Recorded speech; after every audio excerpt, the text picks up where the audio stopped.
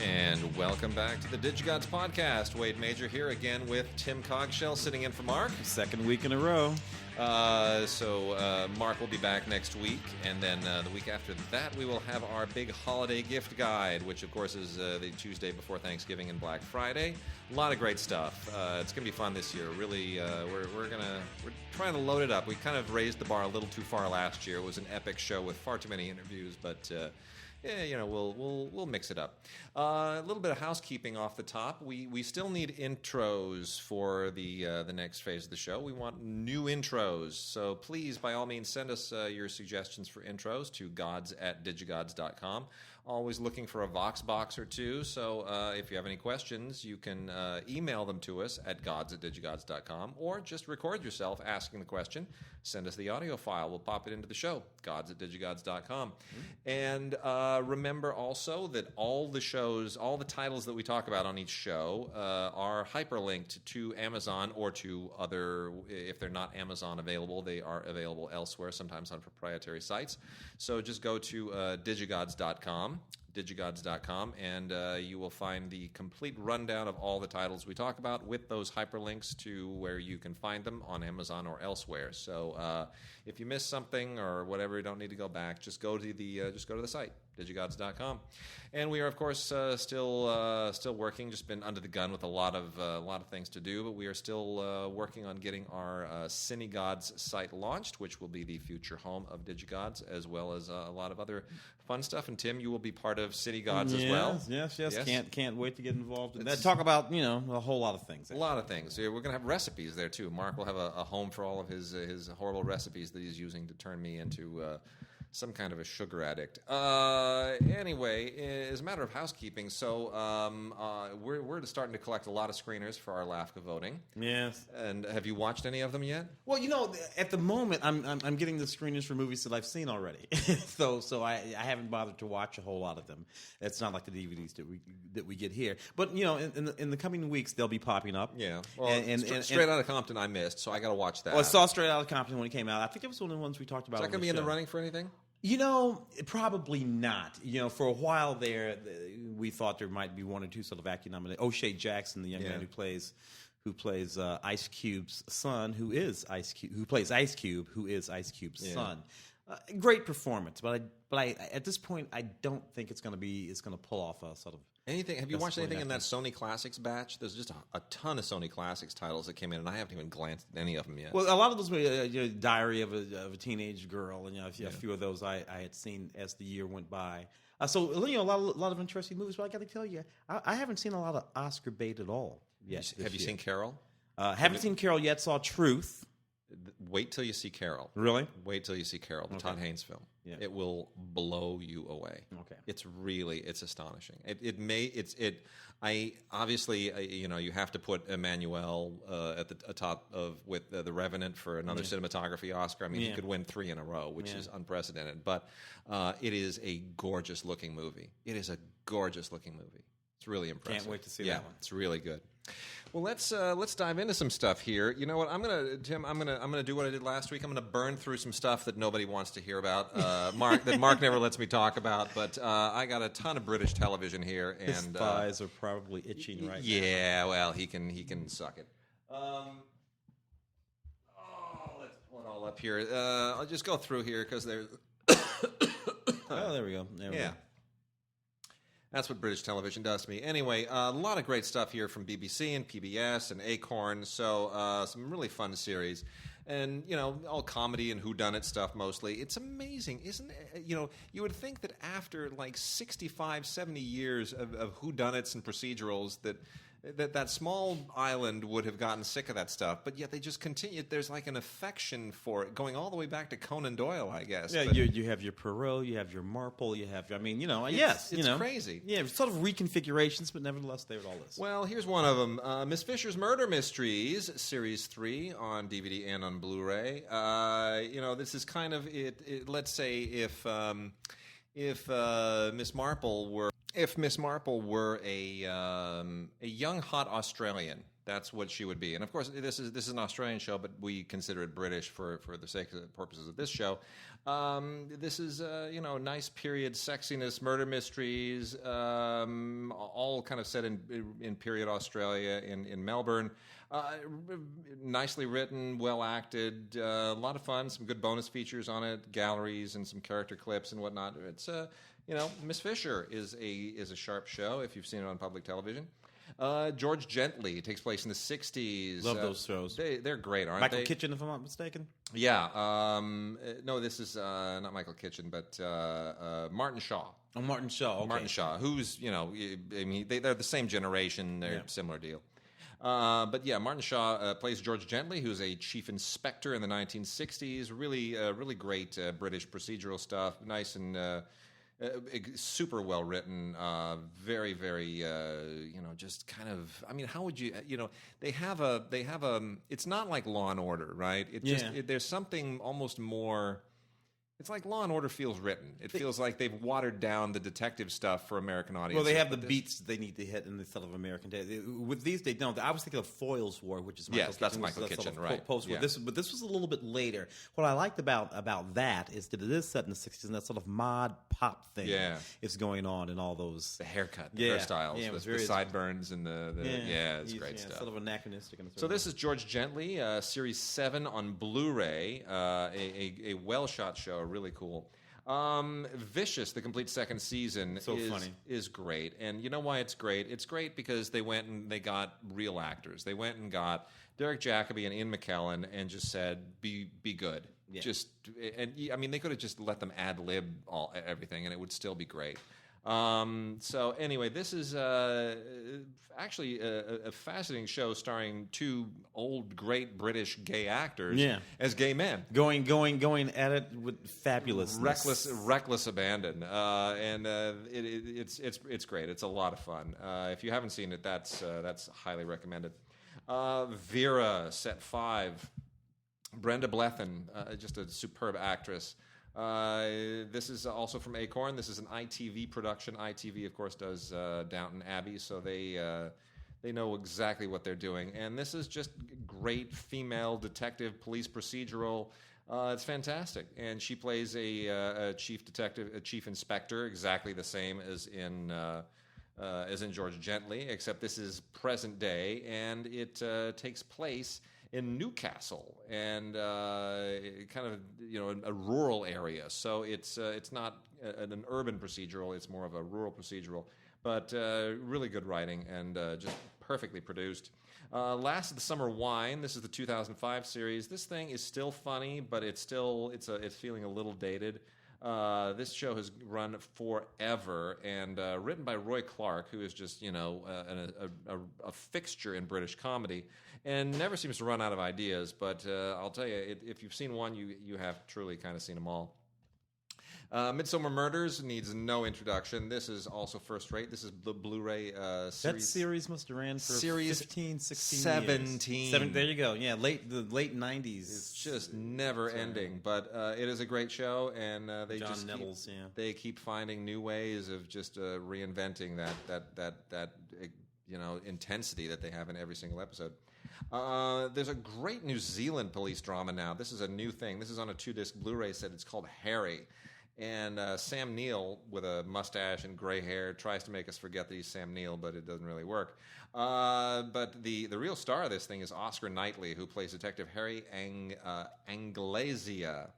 And it all takes place in it's kind of like a Law and Order thing in Auckland, but it's fascinating because he's essentially a Polynesian actor. He's not Maori, he's Samoan, and he's an amazing actor. He's really, really cool. And there's something just very different about New Zealand from Australia, which is certainly different from England. So the whole vibe of taking place in Auckland, it makes it a little bit more exotic. And there is, the interesting thing about New Zealand, everybody always forgets this. New Zealand is the only country that the British attempted to colonize and failed. Yeah. It's the only one. Yeah, the natives weren't having it. The Maori would not have it, and they fought these horrible, vicious land wars for like 100 or 150 years until finally they just said, okay, truce. And they agreed to create a new government that would essentially share power. So it's not a British government. I mean, it's a Maori British coalition government historically, and there are all kinds of sort of protections for the indigenous population. It's really fascinating. Interesting stuff. Thus, a guy starred in that show. Yeah, so you get that. So that's a sharp new show. Is Harry on Blu-ray from Acorn. Definitely check that out. The Slap is a new crime show from this is on Acorn as well. Adapted from what was it, an Aussie series, if I'm not mistaken? Yes, it takes place in Melbourne. And it's won a whole ton of awards from the Australian Film Institute. It's very, very. Sophie Okonedo is amazing in it. I guess what you had an American series, American television series adapted from that. Is what you actually had. Well, it's like The Killing.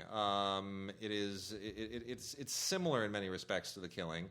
It's not adapted from The Killing, but it has certain similarities. But great performances in it. Sophie Okonedo, like I said, is amazing. Essie Davis, Jonathan LaPaglia, very impressive. Jonathan LaPaglia, okay. Anthony LaPaglia's son. Yeah, very, very impressive. So really, really very, very sharp show. Gritty, intense. And then let's see a few others here. Chasing Shadows, another ITV show from the UK with Alex Kingston going back to her native UK and doing much better than she did on ER. I've always liked Alex Kingston. Used to be married to Ray Fine. Yeah. Great curly hair. She's a Doctor Who-y, too. Yes. For Doctor Who, or she spent some time on Doctor Who. Yeah, I'll always love her. And Reese Shearsmith and Noel Clarke. That's a great whodunit show. A new production of Thérèse Raquin, which has been done quite a lot. This one with Kate Nelligan, Brian Cox, and Alan Rickman. It's based on the Emile Zola novel. Not the best, but British television always does right by these things. So I mean, it's respectable. And then we're getting new releases of The Saint from Timeless Media. The Saint no longer with the A&E brand. A&E released all that stuff originally, all the stuff that was originally aired on A&E, like all the Jerry Anderson stuff. And now Timeless has the rights to all that. And after the Jerry Anderson stuff, they are now re-releasing The Saint. Roger Moore. This is seasons 1 and 2 of the Leslie Charteris show, which is just great. I always love that show because they shot parts of it all over Europe. Yeah, it was Bond fun. It moved all around. Roger Moore prepping for later Bond work. So great. He was better as the Saint than Bond, though. Once he got to Bond, he was different kind of Bond. Yeah. Season 2 of Silent Witness, which is kind of creepy. This is a forensic show. Quincy. Give me Quincy, and I'll stop it. Little Jack Klugman. Yeah. Indian Summers, the complete first season. Which I think are just airing on PBS about now. Just about now. And what makes this is Julie Walters. I'll tell you, Julie Walters is just not to be believed. The whole thing basically takes place at the end of the Jewel and the Crown period, British rule in India and all of that. Beautifully done, as all those Jewel and the Crown type things always are. Great cast, but you know what? Julie Walters just nails it. She can do absolutely no wrong to me. Even when she's in a crappy movie, I just sit there and I just want more Julie Walters. No, absolutely. Ever since Educating Rita. Educating Rita, Michael Caine, yeah. Doctor Who, Darkwater, Death in Heaven, 3D. Tim, you're. I am. You're a Whoey. I'm a Whoey. I go way back. I'm a Tom Baker man, to be specific. But that series of Doctor Who's are quite extraordinary too. So how are you feeling with what's his face, the Scottish guy as Who? Actually, he's quite good. Particularly in the way that the series sort of recognizes who he is and what he is. That he's an older guy. Peter Capaldi. Yeah. Who's a favorite among he's the first older Who in quite a while, 50 years. Yeah, because there was that break there for a while. As a matter of fact, probably I don't know. Well, the first 3 or 4, Pertwee and all those guys. Pertwee and all those guys were really old. They were really old. Tom Baker was a relatively speaking young man when he started Who. Yeah, and probably in his middle 30s. Then we started getting into guys that are like 20 and 25, and they look like they should be on the CW or something. Doctor Who is a particularly interesting thing for me. I've been waiting for either a female or a brown Doctor Who. Yeah. There ought to be there ought to be one because there's simply no reason for it not to be. Yeah. The only thing Doctor Who ever has to be for me is British. Yeah. Must be British. Yeah. But other than that, we're good. Yeah, Swap no, Doctor Who up. that's a good point. Why has he not? He's bounced in body after body after body, but they're always like white dudes. Yeah, older or young. But a gal ought to be a Doctor Who. That would be pretty cool. Yeah. That will happen soon. You can have it, folks. Take it. It's on me. Yeah. You know who would you, if you were to cast a woman as Doctor Who would that be? Well, again, a British woman. God, Alex Kingston. If she hadn't already been in the series, because she was his lover. Actually, he was. I shouldn't give things away if people haven't watched the series. But she would have been great. Today, who was that wonderful actress who played opposite Tom Cruise in that last Mission Impossible movie that we just saw? Oh yeah. Whose name I forget right now, but she could play Doctor Who for me any day of the week. Sure, I hear you. Okay, down with that. And then just 3 more here. Also from Acorn, Agatha Christie's Marple, 12 discs, and more wonderful production from ITV. This is series 4, 5, and 6. They already released a box set with 1, 2, and 3 in it. Lots of great mysteries here. Lots of great supporting guest stars, including Benedict Cumberbatch and this is the one with Geraldine McEwen, Joanna Lumley. This is Julia McKenzie. Julie McKenzie. Okay, yeah. I mean, you can sort of not do if you're an old British lady with any kind of sort of dignity, just play Marple and you win. It's really great. Never go wrong with Agatha Christie. No. And then the last 2, Warwicker, the complete series, is awesome.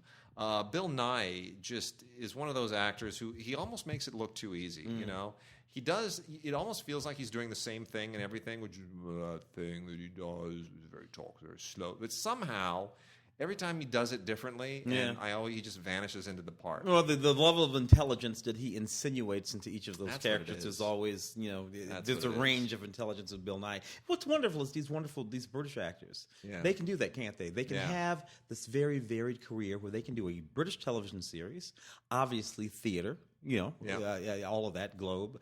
Royal Shakespeare and all of that, and also movie careers. You can be a real actor working in every possible venue when you're a British actor. Well, Warwicker is great. Basically, Bill Nye plays an MI5 officer, and there are 3 separate movies, essentially, Page 8, Turks and Caicos, and Salting the Battlefield, that form this complete series of Warwicker. And written by David Hare, great playwright, very good screenwriter, and it is really, really, it's just beautifully done. And this is feature film level stuff. I mean, Christopher Walken and Ralph Fiennes and Rachel Weisz all show up in here. Winona Ryder shows up. Felicity Jones. It's an amazing. It's an amazing amount of talent that they threw into this thing. So, Warwicker, the complete series, some of the best British television that I've seen in a long time. I wonder if they'll make it over to the BBC, over to the PBS here. Well, BBC America or something. Yes, it is. It is part of the BBC, Masterpiece. Masterpiece. It is airing on Masterpiece here. And then Home Fires with Francesca Annis, who I almost forgot existed. She's been gone for so long, along with Ruth Gemmell and Samantha Bond, 3 of the greatest British actresses of their generation. And this is also from PBS's Masterpiece, which in January will bring us the final season ever of Downton Abbey. And I'm very sad. Yeah. I'm very sad. Yeah. I hope that doesn't involve, someone getting kidnapped by a UFO. That's what they did in the Colbys. Do you remember that? Yes, I do remember when the Colbys was endangered, and then suddenly somebody gets kidnapped by a UFO. And I remember watching this thinking, wait a minute. This is a spin-off from Dynasty. The Dynasty. Dynasty was in the real world. Why is Charlton Heston was enough of a stretch? What UFO? What are you thinking, you people? We're thinking we need another season. Anyway, no. Home Fires is wonderful. It's basically centers around these amazing women in a rural community, and they're part of the home front during World War II. And how do you deal with the fact that all your loved ones are at war and you don't really have a control over your country's fate? It's beautiful. It's wonderful stuff. Home Fires, anything dealing with World War II and the Battle of Britain and all that stuff. They always the Brits always just absolutely kill it. Yeah.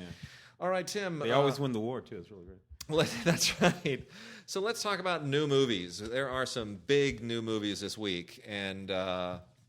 Not all of them very good. Well, I don't know. Is that a prelude to your thoughts about Terminator Genesis 3D? Because I must be one of the few film critics who appreciated what they were trying to do. What they were trying to do.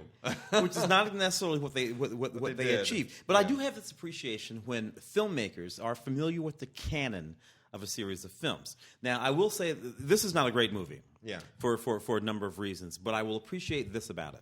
These filmmakers are familiar with the canon of all of the Terminator films, and they try to account for that canon in this film so that they attempt to create a seamless universe in which not only these Terminator films can fit together, because this film references back to the original Terminator, literally. Yeah. There are scenes from the original Terminator movie recreated inside Terminator 3D. So it's attempting to do this thing. It is not completely successful, but I do appreciate it that it didn't do that thing of where it simply pretended like the other movies, or the television series, for that matter. This film actually accounts for things that happen in the television. Sarah Connor Chronicles. Yeah, the Sarah Connor Chronicles. So, I appreciate that about the movie. All kinds of special features and crap on this 2-disc Blu-ray set. So, if you're a completist, or maybe you just can't get enough Arnold, then you're gonna have to have this thing. That's all there is to it. Well, we also have Mr. Holmes, and that is this was the subject of an interesting lawsuit that settled very quickly.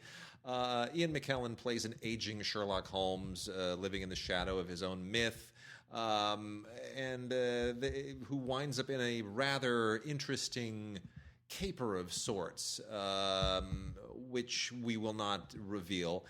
A very interesting film from Bill Condon, whose career has sort of been all over the map in recent years. Gods and Monsters was like a high point, and then he wound up doing one of the Twilight films, and he sort of has been looking for to ground himself again. And I think he's getting on track again here. Working with McKellen certainly helps. Somebody that he knows well. They have a great rapport. This was the subject of a lawsuit. The estate of Arthur Conan Doyle sued them for copyright infringement. So the question is Sherlock Holmes as a character created by Conan Doyle really something? I mean, is he sort of in the public domain? Is he not? You would think that enough time had expired, but these things all have to do with when copyrights are reinforced and all that kind of stuff. There's certainly a lot of Sherlock Holmes movies that have been made that have not gotten permission from the Conan Doyle estate because they were not based on books. Books, yeah. So the character himself. It was very interesting. They settled out of court, as I understand it, so it's not clear. But anyway, it is a wonderful, wonderful film. McKellen is great. Poignant. Very poignant. Not really a mystery per se. It's not quite about the caper. It's more about the character and the relationship that he forms with the little boy. And Laura Linney is in it and is wonderful as well. So this is and again, this is based on a novel, which is. Did they get the rights for the novel? I mean, it's just so I'm not clear on that, but I thought that was an interesting legal twist. So anyway, Mr. Holmes on Blu-ray with digital HD ultraviolet on it, and not much by way of special features, just a couple of featurettes, but doesn't really need them. It's one of the best films of the year. Yeah, you can't go wrong with that. Yeah. Trainwreck, the Amy Schumer movie with Bill Hader. Yeah, this is the unrated. Thing. It's it doesn't really matter. How do you unrate? What did she say that she can? Look, I was only a semi-fan of this film. Yeah, this is a Judd Apatow film, and that's the thing about it. It really is a Judd Apatow film. All right, so I was expecting an Amy Schumer film, fan of the television show. Well, she wrote the script. She wrote the script, and I was expecting an Amy Schumer film. But you got a Judd Apatow film because it's a comedy that's 2.5 hours long. And look, what are you going to do? It's Judd Apatow. He is insanely successful. He wins. But his comedies are all 2.5 hours long. And frankly, they are definitively, at least in terms of the resolution. I'm trying to talk about this without giving anything away. In terms of resolution, Amy Schumer and Judd Apatow are people who would land in different places in terms of resolution of story. Yeah. Judd is gonna make everything turn out okay. Yeah. Amy, not necessarily. But this movie turns out okay, and that's what makes it a Judd Apatow film. And Bill Hader is just turning into a really, really great actor. He's very, very much tamer and more subdued as a film actor than I would have expected, given obviously his sketch persona on dramatic SNL. chops. He has dramatic chops. Skeleton Twins was one today. Oh, he was so good in that. He was so good in that. Selfless. This is self/less. stars Ryan Reynolds, who apparently will do just about anything these days, and sometimes Just it's keep really him good. out of a Green Lantern suit, and I'm good. Yeah, well, that's what he says in the trailer for the Marvel thing that he's. Oh, that's good. Yeah. Why are we drawing a blank? Ah, on yeah, that? I forget From X-Men, you know, Yeah. the guy with the mask and the anyway. Why can we not think of the name of that hero? It always it goes. Yeah, Well, his new Deadpool. Deadpool. Thank you. Hey, Deadpool. Anyway, How many did you get to play? How many did you get? I don't know. You and I grew up in a time when you got one. You know, You got one superhero shot. If you blew it, you blew it. You didn't get to be Daredevil, Ben Affleck, and then Batman 15 freaking years later. Or let's talk about Chris Evans, who is Johnny Storm, and then he gets to be Captain America. Yeah, it's like, okay, do we? There are a lot of guys with abs and pecs. Yeah, Give and it's not like these guys are perfectly adequate actors, Yeah. but it's not like their acting chops are so important that we can't make this movie without them. There you go. Well, anyway, so Selfless stars Ryan Reynolds and Ben Kingsley. It's on Blu-ray with Ultraviolet, and this should Here's some Sing film. This should have been better than it is. I mean, they're both decent actors, but they kind of will both do pretty much anything. The idea basically here is that Ben Kingsley is enormously wealthy and wants to put his mind. What was that Johnny Depp movie that tanked so badly? Transcendence. Transcendence. Yeah. Okay, it's a little bit. He digitizes himself. It's a Which is little. just so stupid. It's insane. It's kind of here. He's not digitizing himself, but Ben Kingsley wants to be immortal, or somewhat. Anyway, he puts his consciousness into Ryan. He Reynolds' wants body. Ryan Reynolds' abs so he can get hot chicks. That's what he wants. There you go. So the idea of transferring consciousness into another body, I just, the only time. Kirsten Singh was an interesting director. I was never a big fan of The Cell. Yeah. But The Fall, I thought, was a fascinating thing. It had its moments, yeah. But I don't know. Whatever. He's gone now. Yeah. Well, anyway. So let's see. Tim, we got a film here that we know the people who are involved. How do we even approach this? The conflict of interest on blood-sucking bastards. How do we deal with this? Well, we know the people who made this film, Blood-Sucking Bastards, so I am obligated to say that it's absolutely wonderful, which is hard for me to say with a movie with that title. But they're good people. Tim, you've worked for them. My wife has worked for them. We know people there. So conflict of interest can't go too far on this. But anyway, I'll say this about it. As far as vampire comedies go, they are this is one of the few that actually understands that it's a comedy. Yeah.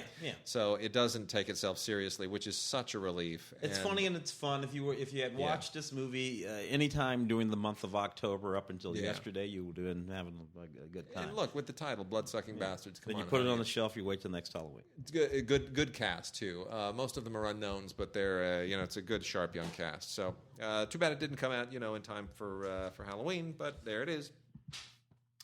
And then speaking of Chris Evans, part of the Two Times a Superhero gang. By the way, you know who else we could technically say is what's his name? Who is Quicksilver in the latest Avengers, because he was also Kick-Ass.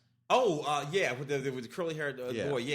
What is his name? I forget his name too. But yes, you're absolutely right. Yeah, not a Marvel superhero, but nevertheless, not the DC Marvel twofer skipping from one to the other. But that's the weird thing with Chris Evans. Is like if they were ever to do like a Fantastic Four Avengers crossover. Obviously we've got a new event. We've got a new Fantastic Four. Michael B. Jordan would nevertheless have probably. Anyway, talking about Chris Evans. Chris Evans is directing now, and I know people are thinking, oh, great, you stereotype the good-looking guys, and you're like, yeah, he's got abs and a pretty face. What, he can't have brains, he can't have talent. But you know what? He's good. He really is good. Before We Go with Chris Evans and Alice Eve is on Blu-ray from Anchor Bay. This was released by Radius, the genre, well, it's kind of the lower budget genre, sometimes genre arm of Weinstein. But it's really good, and part of that is because it's got a really, really good screenplay co-written by Ron Bass. And Ron Bass doesn't show up on billing blocks very much anymore. But really one of the, Rain Man and Joy Luck Club, really one of a great screenwriter. So before we go is just a lovely romance. With Chris Evans as a musician and Alice Eve as this woman that he meets in kind of a brief encounter sort of scenario. And it is... I won't call it a modern day brief encounter, but it has shades of that, and I think he's got a real future. I don't know if that's his actual debut film. Maybe he had some shorts or something like that. But, but as a feature, I mean, fairly lovely work. There's a this is a film called Bound to Vengeance. At the Sundance Film Festival, they have a midnight section called Park City at Midnight. All kinds of interesting films there. It's been sort of the talk of the festival for the last couple of years for the neat little films that you might not necessarily expect to show up at the Sundance Film Festival being there.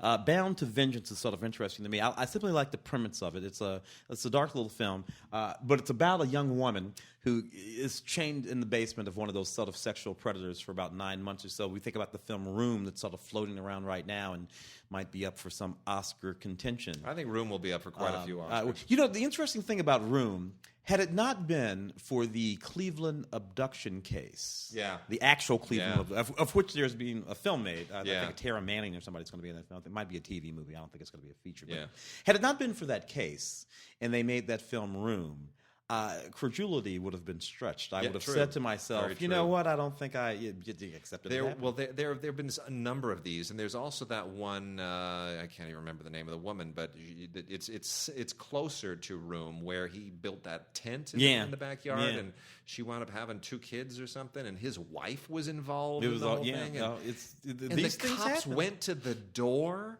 And, it wasn't until they looked at satellite photos that were like, son of a bitch, there's a tent in the backyard.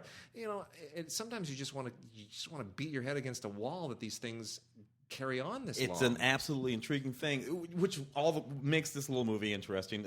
She's a sexual predator trapped in the basement for about 9 months. Well, the fun thing about the movie, when she gets loose, she doesn't go home. She decides she's going to make his life miserable. I like that. So bound to vengeance. It's in the title, folks. Operator stars Luke Goss, Misha Barton, Michael Pare, and Ving Rhames. That means it's a B movie. That's what that means. Those people don't do A-list stuff anymore. Ving Rhames occasionally will. Well, he'll still walk through. He'll walk through Mission Impossible. He'll do that. But pretty much, these are people who will work if you offer them a paycheck. And I kind of don't blame them anymore. I used to be like, why would you do that? But now I'm like, the industry has changed so much now. You got to take work. You can't. Well, you can't hurt yourself. No, you actually can't hurt yourself anymore. Yeah. So, there you go. Anyway, this is pretty kind of standard, cop thriller. Basically a captive situation, a hostage situation, and one of those gotta save your daughter deals. A lot of guns, a lot of explosions. Ving Rhames being tough and intimidating. Luke Goss being also somewhat intimidating, but a lot less intimidating than Ving Rhames. And Misha Barton just kind of standing there looking pretty. And Michael Pare not really doing much of anything other than wishing that the '80s were here again. Well, it works out that way. I got another vengeance movie, girl vengeance movie over some kind of hate. These movies have absolutely extraordinary titles. I have to tell you. This is a Best Buy exclusive. We should point out too. A Best Buy exclusive. I do see that there. Yeah. Blu-ray. Yeah. It's exactly that. A vengeance movie. A young teenage girl gets bullied. She accidentally conjures up the spirit of another dead teenage girl who was bullied, and together they go on a killing spree. A lot of fun. There you go. And by the way, remind me to tell you about this Indian film that crossed my radar in a second. Anyway, the last 2 new movies that we have here. One is called Tiger House. This feels like yet another one of these kinds of female vengeance movies. We got a lot of these this week. It also feels a little bit like.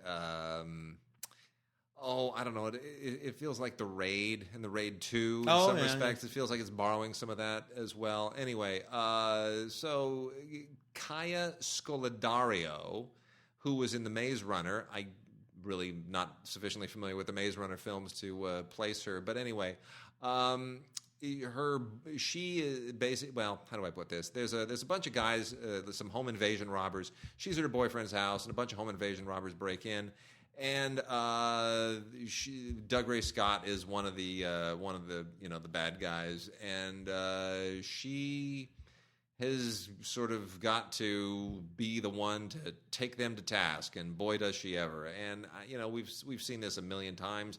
Generally speaking, I'm not terribly critical of a sort of female revenge movies. Women have been fodder for serial killers and rapists. Just wish and they were everything better. If they were just better movies, Yeah. But by turning the tables, I sort of enjoy the idea of turning the tables. And then Blu-ray, DVD, and Ultraviolet of Max, which is yet another dog movie that a lot of people thought was going to be a big deal. Dog movies aren't a big deal anymore. Yeah, warrior dog there. This is this is basically an Afghanistan war story dealing with a dog, and then the dog obviously continues his heroics after he comes home from Afghanistan.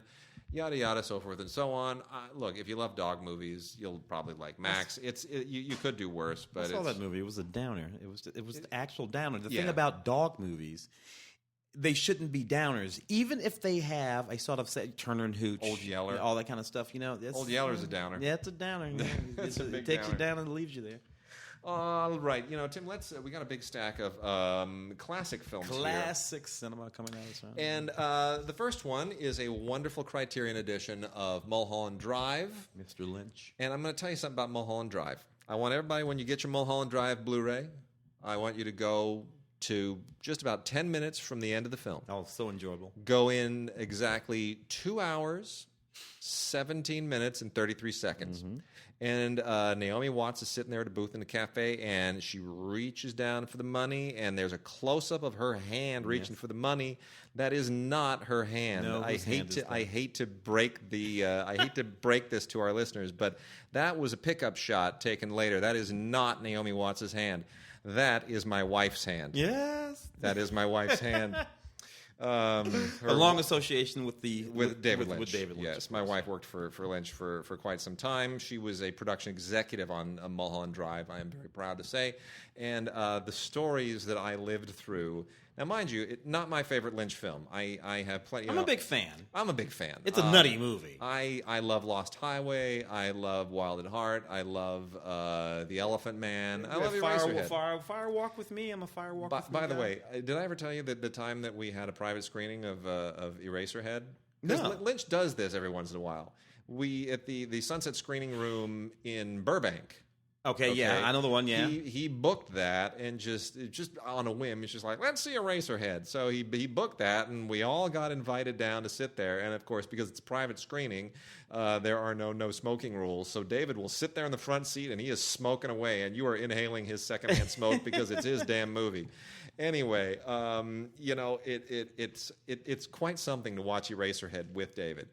It really is. Did he do a running commentary, or did he sit quietly? No, but he actually laughed. I would have loved it if he would have just offered a running. This is what I was thinking, folks. No, he actually laughs at it, and it's quite wonderful. And there's something cool about that. But rule of thumb: never ask him about the baby. No, ever, ever, ever. It is off limits. That's the first rule. Before you meet David Lynch, you will be coached. Don't ask David about the baby. That's a rule. That's the rule. Why? It's just because everybody always wants to know, how did you make it? How did it move? I mean, it's whatever. Yeah. Anyway, so Mulholland Drive. A little bit of background on this because I did kind of live through this. This was originally a television pilot. This was supposed to be a series. Kind of like what went down with Twin Peaks. A little bit. And in the reverse, I suppose. In the reverse. This was a series, and he submitted it to, I guess it was ABC at the time, and I believe the pilot was like 20 minutes too long or something like that. And they rejected it because they're like, this doesn't make any sense. It's just weird for weird's sake. And it's David Lynch. You're in business with David Lynch. What do you think, you're going to get Gunsmoke? What's wrong with you? The straight story is about as straight as he gets. Which was written by Elephant Man. Elephant Man 2, which he did not write. He was hired to do Elephant Man. And Straight Story same thing adaptation. Was written by his wife, Mary Sweeney, at the time. So but Mulholland Drive was just this weird, surreal, kind of noirish. interwoven story kind of cop procedural thing. And it was meant to launch a series. And you can tell it when you watch it that there are threads that are being created for future episodes and whatnot. Things meant to be picked up later. Yeah. Which don't go anywhere in the movie. But there was literally a day. And I remember this very well from when my wife came home. She said, the ABC didn't pick up the series. And then sometime later, it's like, David's going to make it into a movie. He like had a dream. And he came running down, and he's like, "I know how I'm going to do it. I had a dream," and literally the dream was how he winds up finishing the movie and turning it. And you know what? The LA Film Critics, our organization, when we did this weird little vote a few years ago of best films of the first decade of the new century, which I never really understood why we did that, but because we have our annual awards. This film never won any awards the year that it was made, but it was given best. I think we gave him best director. We gave him best director this year, but we didn't give it best film. And I think best film went to In the Bedroom or something like that. But yeah, it did. It was 2001. It was In the Bedroom. We gave it best film. But we gave this best director. But then later on, everybody voted in the best film of the first decade, and this somehow came out on top. So, in any case, it grew on people. It became something of a cult classic. It is. Which is what sort of happens with David Lynch. You know what? It's a great movie. And let me warn you too. If you're going to fast forward to my wife's hands close up. A rule that Lynch has with all of his DVDs and all of his movies on DVD and Blu-ray is no chapter separations. Mm-hmm. There are no chapters here, so you don't get to sort of skip ahead. You have to literally fast forward at 4 or 5 times speed, whatever your Blu-ray has. Scan to where you're going. And scan to where you're going to go. It's like watching videotape. He does not want people just picking where they want to go in the movie.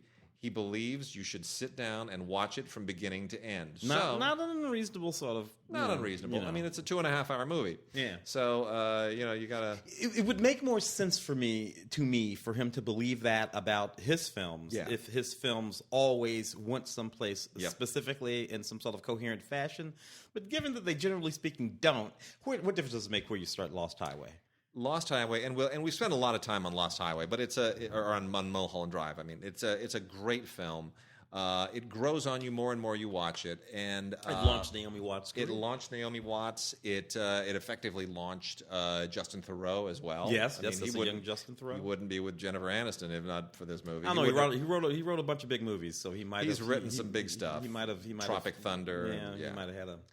In any case, interesting guy, Justin Theroux. He is. A lot of great stuff in here. New interviews with just about everybody: Lynch, Naomi Watts, Theroux, Laura Herring, Badalamenti, the composer, Jack Fisk. On and on and on. Joanna Ray, the casting director. Deleted scene, a great booklet, wonderful custom packaging. It is, love that beautiful matte finish. It's a digipack package. It's wonderful. Has a little booklet in it it's just superb. It's wonderful. It's for a fan. It is for a fan. I mean, this is one of the best things Criterion has done in quite a while, and we are all very, very happy here. Either fan of the Lynch or a fan of the movie. Absolutely. And then let's see. We've got some. Let me go here. We got some stuff from Olive. Let me just roll through some of the Olive titles here really quickly. We love the people over at Olive. They are, they license some really interesting stuff and continue to contribute to the reputation of Blu-ray. Flying Discman from Mars. Weirdest title ever. But it's a better film than the title would certainly have you believe. This is from the grand exploitation year of 1950, right at the beginning of the era where we're starting to get these kinds of movies, these sort of atomic age science fiction drive-in movies. And the idea here is that there's all of these movies about invasions, Martian invasions, it's all really about Russians. Yeah. I mean, truly, Invasion of the Body Snatchers. Yeah. It's all about fear of communists and the Cold War and Russians. Nuclear annihilation. Yeah. They're all allegories. And the idea here is that you have a Martian who wants to invade the Earth and winds up teaming up with a doctor, an American scientist who is formerly a Nazi, and they're going to try to use atomic energy to dominate the world. Certainly a ridiculous idea, but a fascinating metaphor and a fascinating way in which they execute this. Definitely worth checking out, and a really nice Blu-ray transfer. So that is an old 1950 Paramount film, rediscovered and remastered by Olive. We also have Carl Reiner directing Henry Winkler in The One and Only.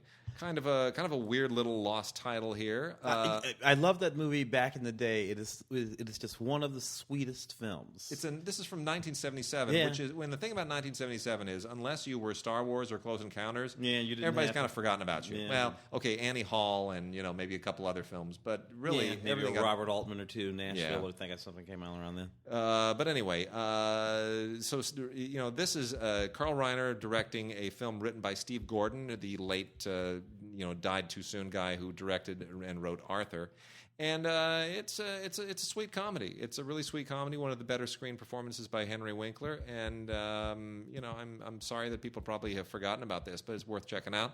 And then the other two from Olive are Dr. Terror's House of Horrors, which is one of those great Christopher Lee, Peter Cushing team-ups.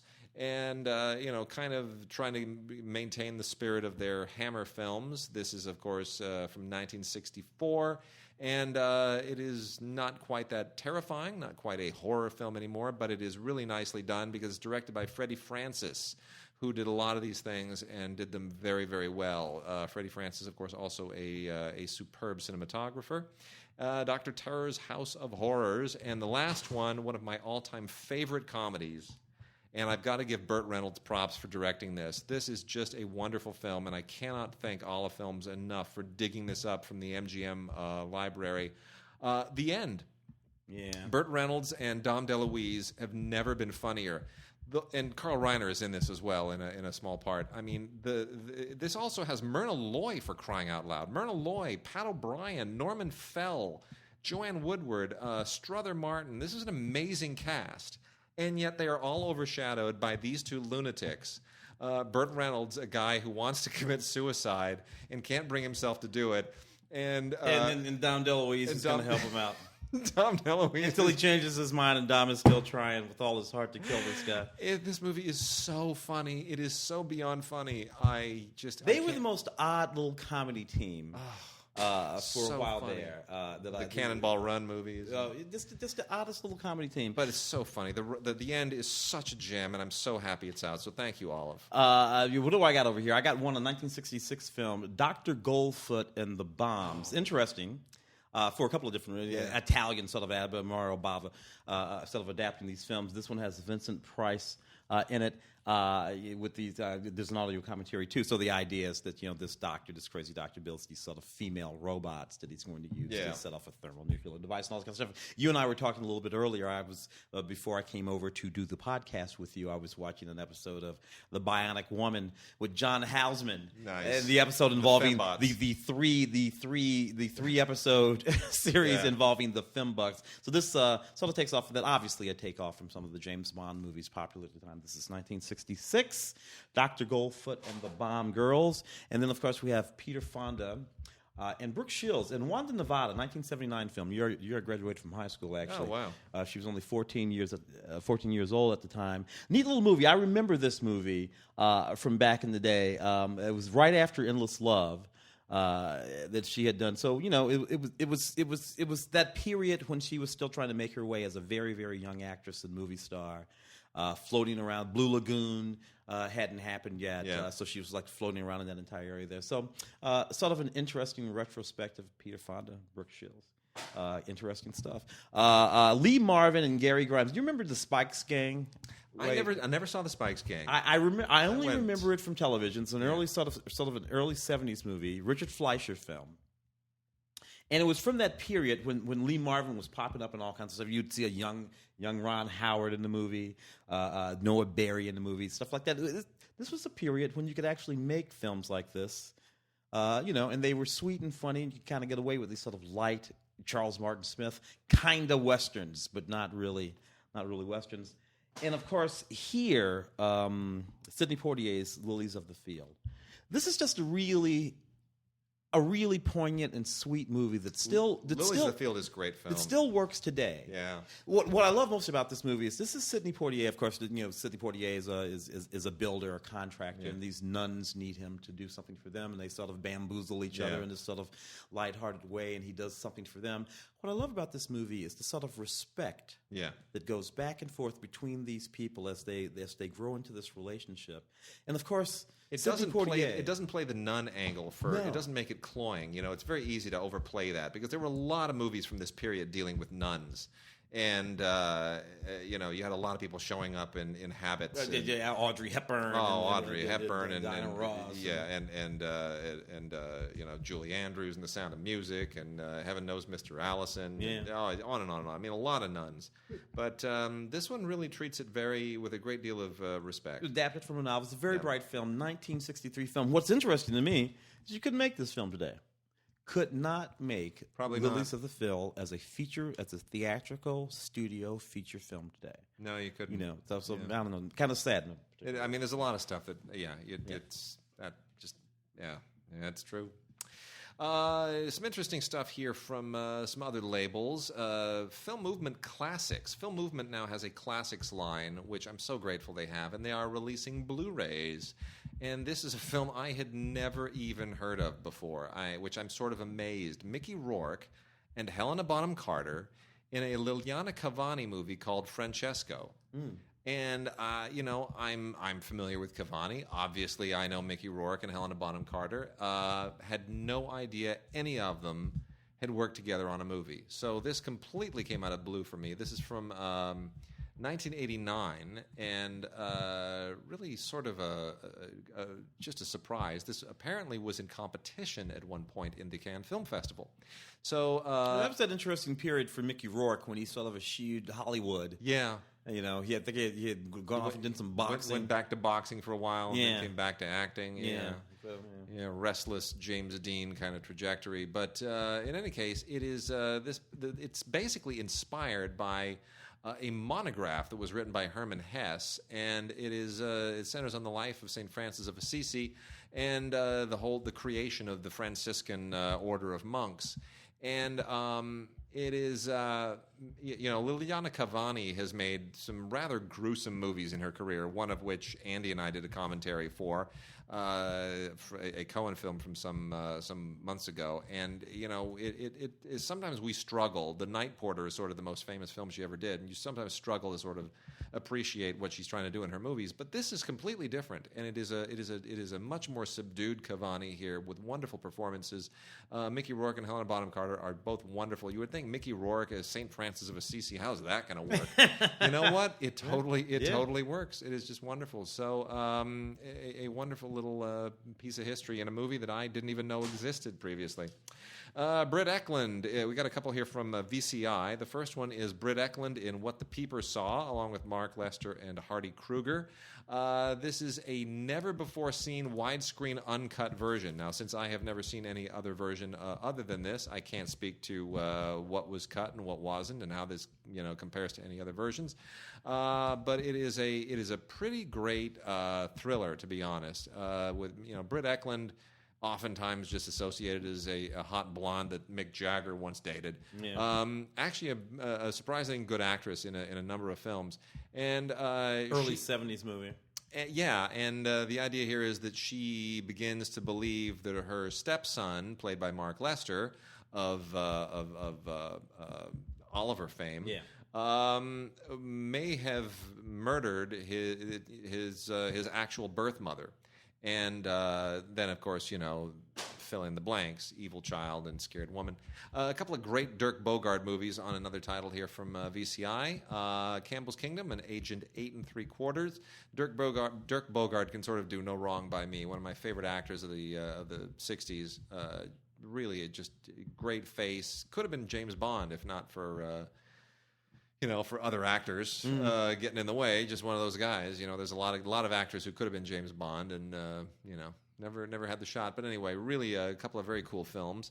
And then The Servant is just one of my favorite films ever. Best, that's isn't just, it? Isn't it? I'm not going to stay in a place where they chuck balls at your head. that's and it just the way it works in that sort of slow manipulation. as it all turns. All turns, yeah. A couple of Jackie Chan films, First Strike and Rumble in the Bronx. Never before on Blu-ray here. I can't believe Rumble in the Bronx has never been on. You know, here's the thing. I would there are two cuts of Rumble in the Bronx. There's the U.S. release cut and there is the original Hong Kong cut.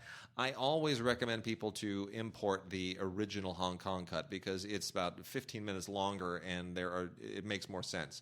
There are these huge story gaps that they just sliced out for the New Line release because they just wanted it to be more action, and you really miss a lot. The only thing that really, I mean, so I would say get the import. I mean, if you don't mind the American cut, this is fine.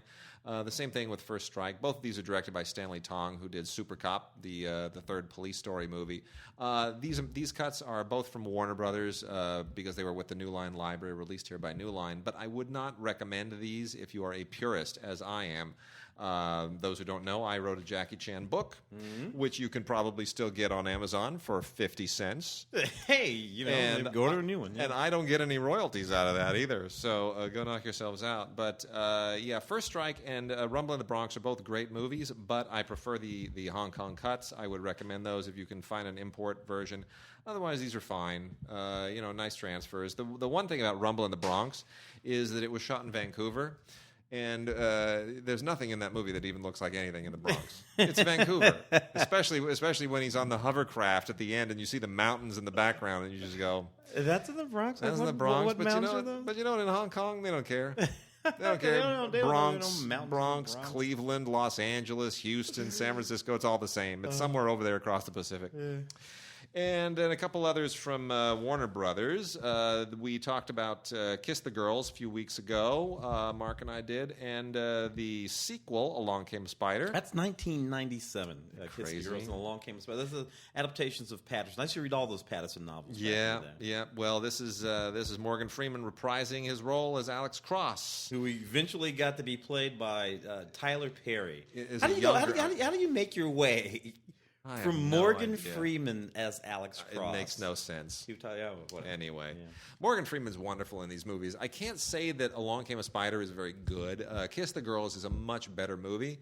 But this was directed by Lee Tamahori, who sort of lost... For a while there was, Once for Warriors was his big coming up.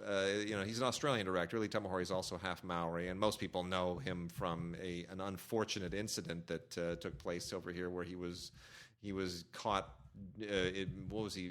He was sort of abusing himself. He was in drag. Yeah. He was wandering around some part of town dressed as a woman and doing something. It was a whole unfortunate thing. Anyway, it was unfortunate. And look, that notwithstanding, he's a hell of a director. I wish he would go back to his roots and do. He's been kind of a Hollywood guy. He did the Wolfgang Peterson thing. He came over after making a great movie in his home country, Once for Warriors in New Zealand. And he got paid a couple of times. He did that movie Next. Yeah, I think that was Nick Cage, and he did Mulholland Flats. Mulholland Falls, sort of hat movie with all the guys. Yeah. Anyway, so it's decently directed. It's just not a very good script, but Morgan Freeman keeps it up. And then John Wayne and James Stewart, an amazing, legendary Western pairing in the immortal and wonderful The Man Who Shot Liberty Valance. Yeah. One of the all-time great Westerns, finally out on Blu-ray. A rather unceremonious release on Blu-ray, just kind of spat out there. It's a Paramount title originally, but Warner Brothers, of course, is releasing a lot of these catalog titles for Paramount. And I understand. I don't know. I just wish somebody would have decided to give this a special release because it's a great movie. John Ford, John Wayne. It's amazing. Stewart, Lee Marvin, Vera Miles, the great Woody Strode, if I'm not mistaken. Yeah, it's a great Western. It's one of John Ford's best, and James Stewart and John Wayne together on screen. I mean, it is what it is. Anyway, let's keep plowing through these classics here so we don't run out of time. A couple here from Arrow Video, who keeps doing great cult titles. These are strictly for fans of Valerian Borachik. Valerian Borachik makes, made rather lascivious kind of art, sex, horror films of a very particular type. Immoral Tales and The Beast being the two that I have in my hands. These are both Blu-ray and DVD combo sets. The Beast is a deeply weird, psychotic, strange, psychedelic, sexy monster movie that will disturb you in ways that you have never imagined that you could be disturbed. It's just a creepy movie, but it's a historic movie.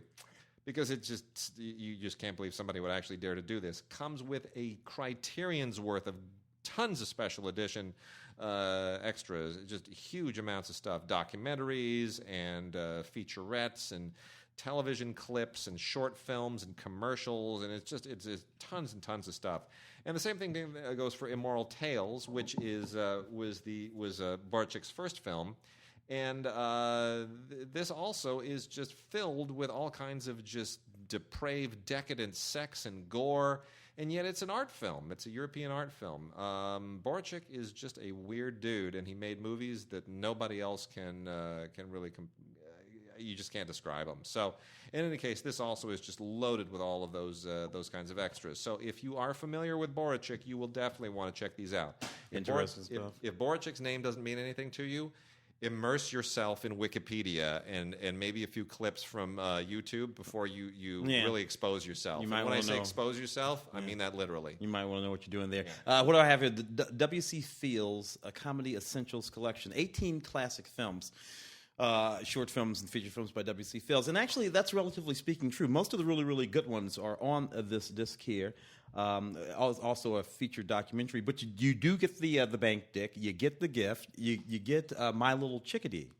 What I do not see is Never Give a Sucker a Break, which is about a 1941 film.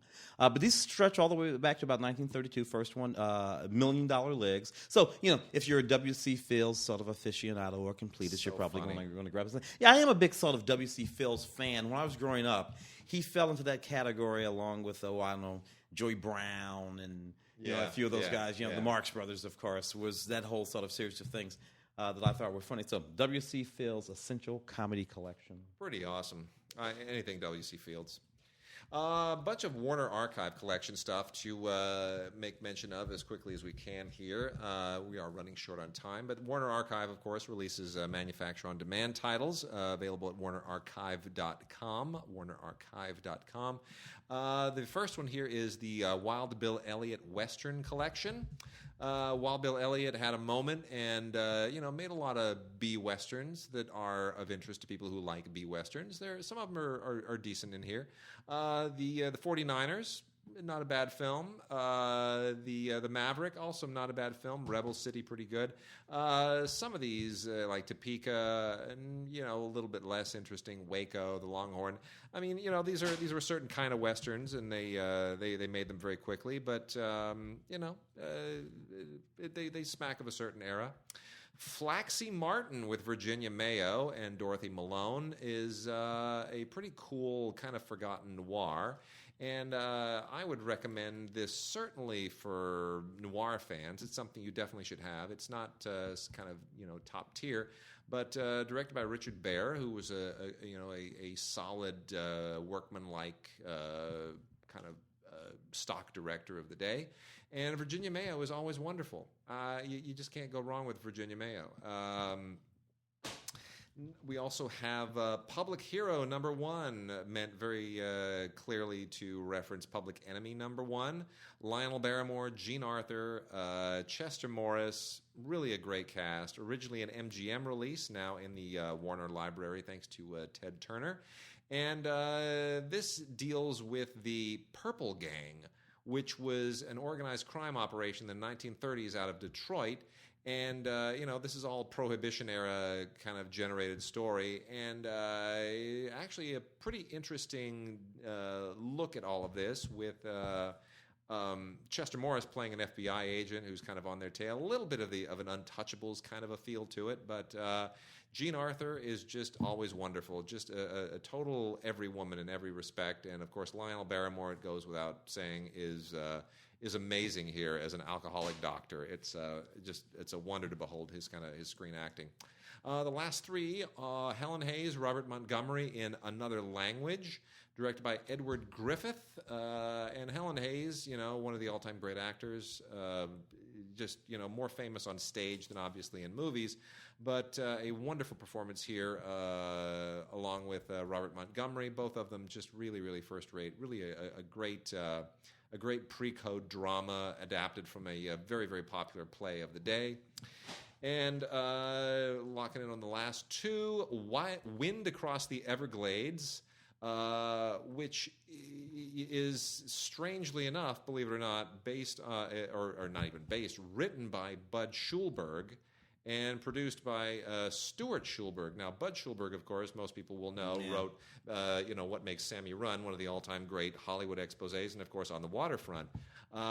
This is a much pulpier film, obviously, and it's directed by Nicholas Ray, who, of course, did Rebel Without a Cause, and, it's got a great cast. I mean, Burl Ives, Christopher Plummer, Gypsy Rose Lee. I mean, it's just, it's kind of a B movie, but it's really, really fun because it takes place in the Everglades, and it's a great backdrop. And then lastly, What Every Woman Knows, another great Helen Hayes performance. Just, she didn't make a lot of really memorable movies, but the ones that she made are pretty extraordinary.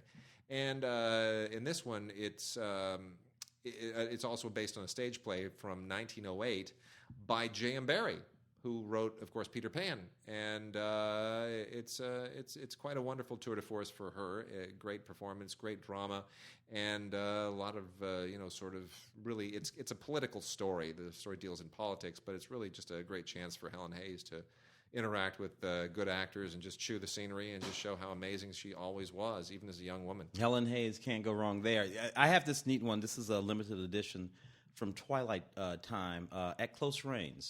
So this is pretty neat. Both the Penn brothers are in this movie. Yeah. And Christopher Walken plays the father, sort of draws Sean Penn, who plays his son, into a whole sort of series of sort of dastardly. It's one of those crime family kind of things directed by James Foley, written by Kazan. This is interesting. Foley, Glenn Ross. I mean, he had a really, really interesting career there for a while. Fear, The Perfect Stranger, a really interesting career, which kind of, I don't know, kind of went sideways a little. He's a television guy now. But he just got a new feature. He has a new feature. He's got a new feature coming out. What did I just read the other day? He just landed a really, really big gig. He's doing the next 50 Shades movie. That's what it is. That's what it is. He's doing the sequel to 50 Shades. Yeah. That's all the way. Which he's going to shoot it. You see what his very, very first film. His very first film, Reckless, with Daryl Hannah and Aidan Quinn. Yeah, I remember the adaptation. Yeah. So he made that right out of USC Film School. I was an usher at the Man's National, now destroyed theater. It's gone. Yeah, I was an usher there when that premiered, and I remember very well him showing up, nervous, like you cannot imagine, as to how people were going to receive it. And it was the strangest, because he came several times, and he and I started having chats because I was shameless that way. Honestly, I would chat up anybody there. Everybody else, we were always told, don't talk to people. I chatted up everybody except for Jeffrey Katzenberg, who intimidated the hell out of me. He was a Paramount executive at the time, but I chatted up everybody. Joe Dante. I even said, "This way, Mr. Dante." Mr. Dante, my mother doesn't even recognize me. It was a very funny moment. But James Foley, I had the funniest conversations with him. He was so insecure about how that film was going to be received. And what am I? I'm like 19 at the time. I'm 18, 19. And I was like, oh, no, they really do. They really like it, Mr. Foley. I'm like stroking the poor guy. His ego. It was very strange. Well, he makes that movie a couple of years later, also with Sean Penn and Madonna. He makes Who's That Girl? I think Who's That Girl? He's a little left. But Glengarry, interesting. Glenn Ross is terrific. Interesting run altogether there. And then I have Susan Hayward and I Want to Live, directed by Robert Wise, great Robert Wise. This was always a very intense film for me. This was a film that my mother, for some reason, had great affection for. Yeah. And so I grew to have affection for it, too, as this woman sort of trapped in this man's world. And she's this prostitute, and she sort of gets accused of a murder. and she makes that declaration at the end of the movie, "I want to live." You gotta love it. Besides that, Susan Hayward was hot. Gotta love it. So yeah, there you go. And then the last three on our list of classics, and then we will knock out a few things from television here. Tony Anthony, this is a Blue Underground title. Tony Anthony in Get Mean. Now, you're probably thinking, I don't know who Tony Anthony is, and you probably shouldn't. Really, I mean, he's the name above the title here, but unless you're a real B-movie person, he's going to mean absolutely nothing to you. But Tony Anthony produced and starred in a lot of junk back in the day. Middle 70s. Middle 70s, yeah. I mean, and he I don't want to say he's sort of like a Tom Laughlin kind of guy. Yeah, Billy Jackie kind of. Yeah, but he was kind of a Tom Laughlin-y guy. Anyway, this is just a silly. These are like Italian films, right? I mean, it's sort of like stretching out of that sort of. Yeah, Fernando Baldi directed it, and it's kind of like those Django's and all that stuff. It's kind of spaghetti westerny. I mean, it's basically a gypsy western. It's just ridiculous. He's a cowboy and who comes upon a gypsy. I don't know. It winds up being kind of this dumb gypsy western fairy tale. It's a very silly. What people should do is go look this one up on the internet and just see the poster art. That's it. See the DVD box cover art. It's just awesome. It is essentially. Yeah. Let me see if I can describe this. It is Tony and here I'll just read. I'll read the promotional tagline. That's what it is. Here's the promotional tagline for this 2-disc special edition on Blu-ray from Blue Underground of Get Mean. This will tell you everything. Hung by his heels, barbecued, shot with a cannon. Now it's his turn to get mean. Okay? Is that what it takes, Tony? That's what it is. Fantastic. Hung by his heels, barbecued, shot with a cannon. Now it's his turn to get mean. And then, of course, he's holding like a 4-barrel shotgun. Shotgun. Which is, it's a perspective shot. It's like 9 times the size of the actors. All you can see is the barrels. It's very funny. I love it. Heart of Midnight is a 1989 film that completely went underneath my radar. Jennifer Jason Leigh stars as, well, how do you even put this? It's kind of noirish. It's a sort of a lowbrow thriller, but Jennifer Jason Leigh makes it feel, I guess, okay. Brenda Vaccaro is. She's a woman. She's inherited a nightclub, and she's unstable, and she's the last person you actually want inheriting a nightclub. And but she thinks maybe this will turn me around. Maybe this will fix what's wrong with me. And of course, naturally, it doesn't. Matthew Chapman, the guy that directed this film, wrote The Color of Night. Do you remember that movie that yes, almost did away with Bruce Willis's career? Yeah, he wrote that. That movie almost did away with a lot of people's careers. Well, this was written and directed by Matthew Chapman. Yeah, that's him. Yeah, Runaway Jury too. It's like a Demi Moore movie from I don't know when it was. Well, poor Peter Coyote. He always gets the worst of things in here, and he kind of gets the worst of it here. But anyway, yep. So that is Heart of Midnight with Jennifer Jason Leigh. And then the last one, this is just precious. You've got to get this. This is absolutely wonderful. Flickr Alley is doing such a phenomenal job of enriching the catalog of available Blu-ray titles with really classic films. And they have brought out a newly discovered and restored Blu-ray DVD combo edition of 1916 Silent Sherlock Holmes. Absolutely brilliant and superb. William Gillette plays Sherlock Holmes, and Silent Sherlock Holmes somehow captures Sherlock Holmes in a more pure way because it's closer to Conan Doyle. You know what I mean? It's closer to him. It's closer to his era. It's sort of closer to the zeitgeist that produced Sherlock Holmes. And there's something about the way that William Gillette plays this that just feels vibrant. It just feels like he's not imitating other Sherlock Holmes. He's really interpreting the book. Well, Gillette would be a figure who, born in like the 1850s, he died in the late 30s. Yeah. So he literally existed across that sort of Victorian age. Yeah. It was actually sort of, that was him. Well, he played Sherlock Holmes on stage. This is the thing. He originally played Sherlock Holmes on stage over 1,300 times, beginning in 1899. And so he was the natural guy to play him in a movie. So he even though it's a silent film, he brings he brings an understanding. Whatever he's not saying, he's able to convey because he's thinking it in his head. You know, there's something really amazing about the performance. Tons of beautiful extras here, including From Lost to Found, Restoring William Jeanette's Sherlock Holmes, which is this thing that was shown at the 2015 San Francisco Silent Film Festival. And then Sherlock Holmes Baffled, which is a 1900 film that sits now in the Library of Congress. It is the earliest known Sherlock Holmes film. And a bunch of others, a Canine Sherlock from 1912, which is cute, starring a dog as a Sherlock Holmes thing. Interesting that that film in particular sits in the Library of Congress as opposed to in some British film preservation. Well, it's an American film. Yeah. But you would have thought. You might think, you would have thought. Anyway, so this was restored just recently by the San Francisco Silent Film Festival and the French Cinematheque, and Flicker Alley has given us an amazing gift with William Gillette in 1916's Sherlock Holmes. Tim, let's wrap out just a few television titles. I love to talk about TV. We got just a few here. One of the ones that I'm glad you gave me to chat about a little bit. This goes back to my. Oh, you love that kitschy stuff. Oh, the kitschy stuff, dude. When I was watching this stuff in the early '80s, so I'm looking at Manimal here.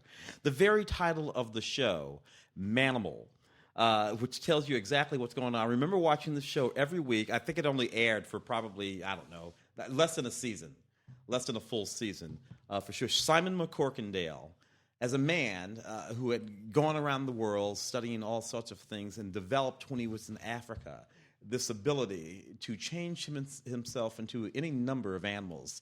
I remember the opening credits for the show. He would become a lion and a hawk and a panther. So funny. It was just the funniest thing in the world. Really, really, really neat stuff in a particular sort of way. Glenn Turner is in this series, which you can knock out all 8 episodes. That's what it was exactly, 8 episodes. So you can go through it. You can binge watch this thing in about, while you're going to lunch, you can binge watch Manimal there. The other one, of course, was Automan from that same sort of early '80s period, about a man who could transform himself into a car. Now this is before Kit and Knight Rider and the car was smart. No, he was his own Knight Rider. He was the car that he would transform himself into. This stuff was so much fun and perfectly ludicrous. 13 original episodes is all they did. 13 is all you need. Nevertheless, it's a whole lot of fun. All of that stuff is on here, along with a little bit of interesting material, some galleries and things like that. So Automan and Manimal. Knock yourself out with some classic early '80s television. What the hell was going on, Wade? You were here. I didn't get here until the late '80s. I don't know. What was up with that? I don't know. It who knows? What's interesting is that most of the people, other than some of the supporting actors, most of the leads in those shows disappeared from the planet. They did. They are gone, holding complete. They sure did. Yeah, they did. I remember when Rex Smith was host of Solid Gold, and I actually went and saw. I was in the studio audience a couple of times for Solid Gold, which was interesting. And Rex Smith, he was just a recording star, and then he wound up on one of those shows. It was the Knight Rider on the motorcycle. What was that called? I forget what it was. I know exactly what you're talking. Yeah, it was basically Knight Rider on a motorcycle, and that show got canceled. And Rex Smith was never cast in anything again. Never recorded another album. Never showed up on another TV show. Never showed up in a movie. It's like someone locked him in a dungeon and just said never come back. Thank you, Rex. Anyway, that'll be all, sir. Batman, the complete third season. They are now, of course, this was released as a complete box set last year, but we have we're getting individual season sets now, and this is the complete third season, which is wonderful. It's got Batgirl, and Yvonne Craig recently passed away, and I'm so sad. Yeah. I am so sad. They just they're all going now, and it breaks my heart. I'm waiting for that day when Barbara Feldon and don't even start. Barbara Eden, they're gonna go. The two Barbaras, my favorite Barbaras. I might go with them. I probably will too. Grab me. Yeah. When they start going, just grab an ankle with one hand and grab me with the other, and we'll all go. But yeah, of course, the usual, and a lot of great guest stars in this season. Obviously, Vincent Price playing Egghead, You get, Victor Buono playing King Tut, and it's great. It's a lot of fun. And then B. Arthur and Maude, the complete third season. Still People a great forget show. what a groundbreaking series that was. A feminist series. Very sophisticated. Another All in the Family spinoff. All in the Family That show spin-off. and almost every of the original spinoffs. I mean, the Jeffersons and Maude. All those original spinoffs were all groundbreaking shows. By the time you get down to Gloria and Archie Bunker's place, it's pretty much the wells run dry. But yeah, these original they were good. Very topical. You can watch them today. B. Arthur, of course, in that show, and the fantastic Adrienne Barbeau. And then WKRP in Cincinnati also now releasing its individual season sets. This was a complete series set last year, and now we're getting them individual season sets as well. The complete final season is now out, and it is, arguably this show should have run a lot longer, but the final season is a little bit weaker than the others, but still unbelievably funny. The show, I'm so sorry this show ever got canceled. There was some Gary Sandy, the great Tim Reed, Gordon Jump, Lonnie Anderson. I don't know about you, Howard Hesseman. Look, I was a Bailey. I was nuts about Bailey. We get Lonnie Anderson on the show too. Yeah. I deeply, deeply appreciated the sophisticated humor. Yeah, that is in that television show. There is a moment. There's an episode where, and it's not the one when he throws the turkeys out of the. No, that's just priceless. No, there's one. I love the envelope, the edges that they were willing to push, the places they were willing to go. There was one where Les Nessman, I think it was when they have a blackout. I think it's the blackout episode, and Les Nessman looks at Venus, and in the most sincere way possible, he says, "Well, you must know what to do." And Venus looks at him and thinks, "Okay, what do you? what you're not saying what I think you're saying. Like, what do you mean?" He goes, some kind of plantation voodoo thing," and Venus goes, "Say what?" And it is just so priceless, and you just think, did they really go there? And It was like, yes. So Because those guys exist. and they work at radio in 1980, whatever. And they work at radio stations. Fantastic And stuff. it's Fantastic stuff. Season 1 of Better Call Saul. Yeah. Vince Gilligan, of course, Yep. a spinoff from the Breaking Bad. Yeah. If I'm not mistaken.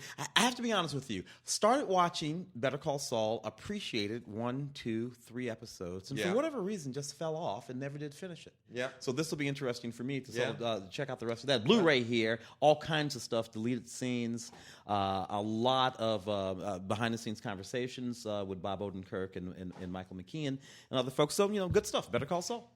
And then the last two, Bates Motel, season 3. A lot of people.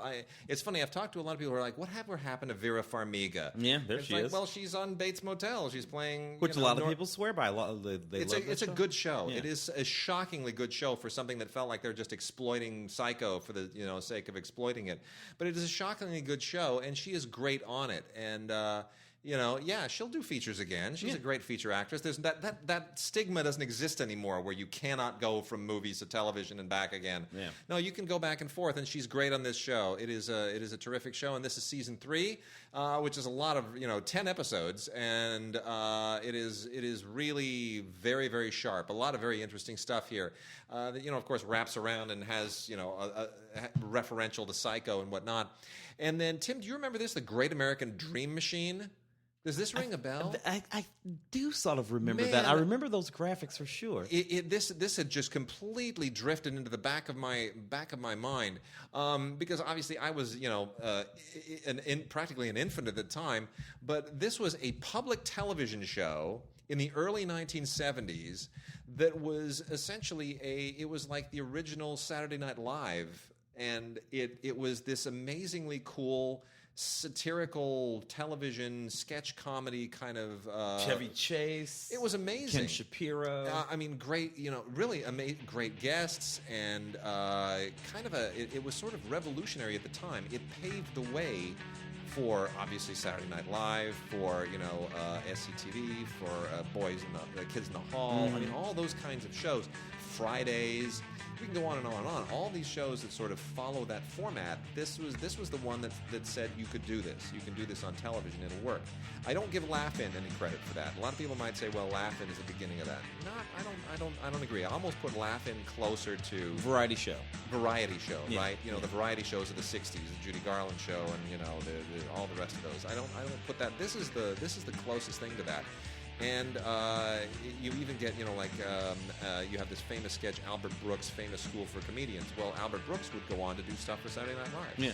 So there's Chevy Chase. Well, first they did that, the National Lampoon Radio Hour. A lot of those people. So it was like that. It was like this, then that, then SNL.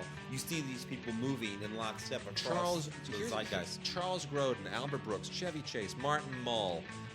Henry Winkler, all the greats of sort of Canadian in New York and great. Chicago, so all of that. Yeah, this is legendary television that it comes to us from S'more, and thank goodness they have. This is just there's so much great television out there.